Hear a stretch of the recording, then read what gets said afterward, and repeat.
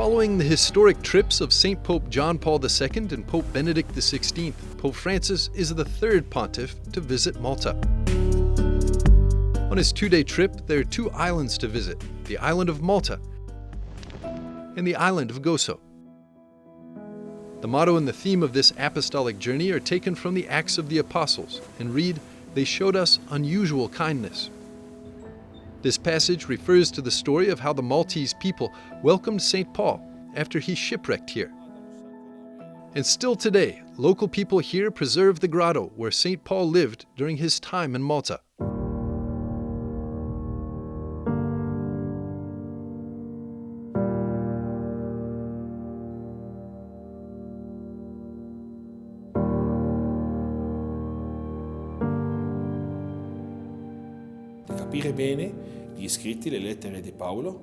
The Archpriest of Malta's St. Peter's Basilica, Father Joseph Mizzi, says that he's very excited to welcome Pope Francis and show him the Grotto of St. Paul.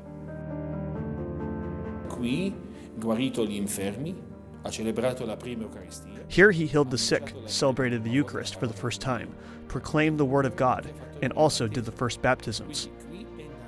Here, the first Maltese community was born. And therefore, for us this cave is holy because it is the cradle. Here is the beginning of the Catholic Church in Malta.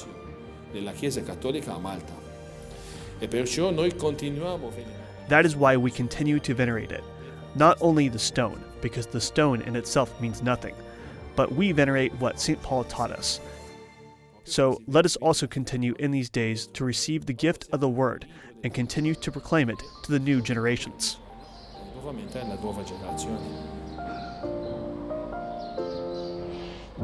The Republic of Malta is a country located in the Mediterranean Sea between the coasts of Italy, Tunisia, and Libya. Its geographical location attracts many foreigners to visit the country or to migrate here. The patron of the Maltese Church, St. Paul, the apostle of the Gentiles, reminds us to evangelize foreigners with his example. He who is not afraid to find new encounters with the Gentile peoples continues to inspire us today to continue to find new means of communication to announce and proclaim to the whole world.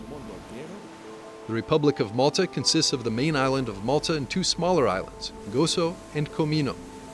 The island of Gozo has a Marian shrine of Our Lady of Ta Pinu, a destination for many pilgrims and for Pope Francis during his trip to the island.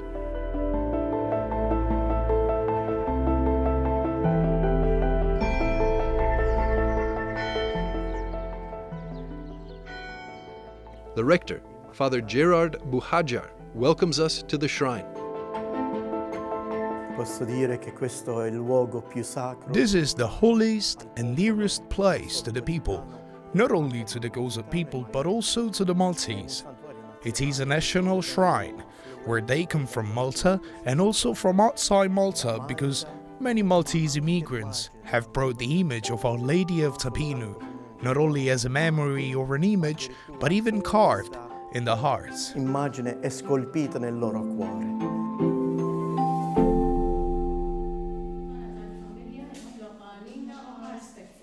Many of the people who come to this shrine have received graces, like Francesco, a living witness to the miraculous intercession of the Virgin Mary.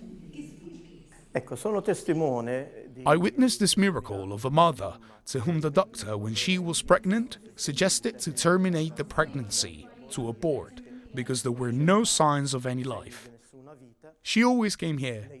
This child was born with problems, was operated on, and today the child is 1.5 years old, and the mother always says, "I entrust my son to the Virgin of Ta Pinu." Alla Vergine Materna della Madonna di Ta Pinu. Visiting the grotto and the Marian shrine of Ta Pinu in Gozo, the Pope entrusted the people of Malta and the whole world to the protection of its patron, St. Paul. The Pope also visited the John XXIII Peace Lab, a center for migrants that embodies the spirit with which St. Paul was received by the Maltese people. It's not only a center that receives foreigners in need, but an example of education for peace, started decades ago by Franciscan friar, Father Dionisio Mintoff, who's 91 years old and currently accompanies 55 migrants who live here. He saw a leper. He saw the suffering. And when he saw the suffering, he didn't close his eyes. He went on the road to embrace him. And he said, "It was my baptism.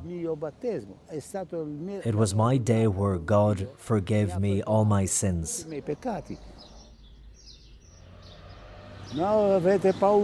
Don't be afraid. Don't be afraid when you meet with a plant of thorns.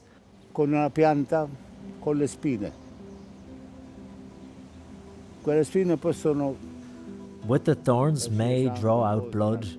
Do not be afraid. Because after the thorns comes the flower. Joy that gives its fragrance. For Father Dionisio, peace education begins with living close to the people who suffer in order to know their difficulties, to learn to walk with them and to help them with their problems. But all this must be lived at the same time with God. In this way, it will be possible to promote human dignity and defend the value of life in all environments, as St. Francis did. The three important characteristics to describe the Church in Malta that Pope Francis reinforced with his visit are the legacy of St. Paul, the great devotion to the Virgin Mary in the invocation of Our Lady of Ta Pinu, and the pastoral care of welcoming that is so pivotal for the migrants that come to this island, as once the Maltese showed to St. Paul.